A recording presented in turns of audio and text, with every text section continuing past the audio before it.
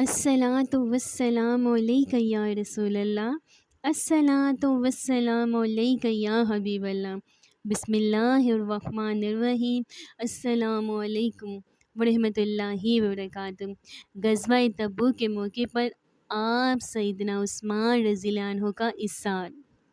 رجب المرجب 9 ہجری میں حضور نبی کریم صلی اللہ علیہ وآلہ وسلم نے 30,000 مجاہدین کے لشکر کے ہمراہ شام اور مصر کے عیسائی رومیوں سے مقابلے کے لیے رہتے سفر باندھا۔ حضور نبی کریم صلی اللہ علیہ وآلہ وسلم نے غزوہ تبوک کا فیصلہ نامساعد حالات کے باوجود اللہ تعالیٰ کے بھروسے پر کیا۔ حضور نبی کریم صلی اللہ علیہ وآلہ وسلم نے مسلمانوں سے اپیل کی کہ اس غزوے میں بڑھ چڑھ کر حصہ لیں۔ حضرت سیدنا عثمان غنی رضی اللہ عنہ نے جنگ کے لیے 900 اونٹ، 100 گھوڑے اور 1000 دینار فراہم کیے۔ حضور نبی کریم صلی اللہ علیہ وآلہ وسلم نے آپ رضی اللہ عنہ کی صحابت کو دیکھتے ہوئے فرمایا، آج کے بعد عثمان رضی اللہ عنہ جو کچھ بھی کرے گا اس کو کچھ نقصان نہ ہوگا، یعنی کہ اس کو کوئی نقصان نہ ہوگا۔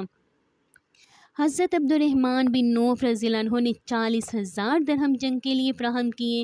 حضرت سیدنا عمر فاروق رضی اللہ عنہ نے اپنے نصف مال جنگ کے لیے فراہم کیا، جبکہ حضرت سیدنا ابو بکر صدیق رضی اللہ عنہ نے اپنا تمام مال جنگ کے لیے فراہم کر دیا۔ حضرت سیدنا عثمان غنی رضی اللہ عنہ نے لشکر اسلام کی ضروریات پوری کرنے کے لیے ایک تہائی لشکر کی تمام اخراجات اپنے ذمہ لے لیا اور اس کے علاوہ 1000 اونٹ، 70 گھوڑے اور دیگر سامان حرب کے علاوہ 1000 دینار بھی حضور نبی کریم صلی اللہ علیہ وآلہ وسلم کو دیے۔ ایک روایت کے مطابق حضرت سیدنا عثمان غنی رضی اللہ عنہ غزوہ تبوک سے قبل اپنا ایک قافلہ تجارت کی غرض سے شام بھیج رہے تھے، جس میں 200 اونٹ شامل تھے۔ آپ رضی اللہ عنہ نے وہ 200 اونٹ حضور نبی کریم صلی اللہ علیہ وآلہ وسلم کی خدمت میں پیش کر دیے۔ حضرت حذیفہ رضی اللہ عنہ سے مروی ہے، آپ فرماتے ہیں کہ حضرت سیدنا عثمان غنی رضی اللہ عنہ نے 10,000 دینار غزوہ تبوک کے لیے حضور نبی کریم صلی اللہ علیہ وآلہ وسلم کی خدمت میں بھی پیش کیے۔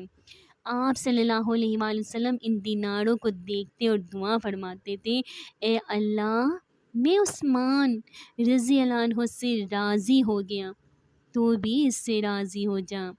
ایک روایت کے مطابق غزوہ تبوک کے موقع پر کھانے پینے کی اشیاء کی قلت ہو گئی، یعنی کہ کمی ہو گئی۔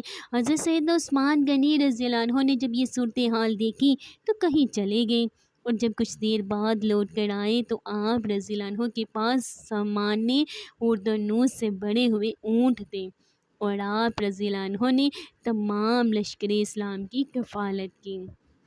اگر آپ کو میری ویڈیو اچھی لگے تو پلیز اس کو لائک کریں اور میرے چینل کو سبسکرائب کریں۔ ملتے ہیں پھر آپ کے ساتھ نیکسٹ ویڈیو میں۔ فی امان اللہ۔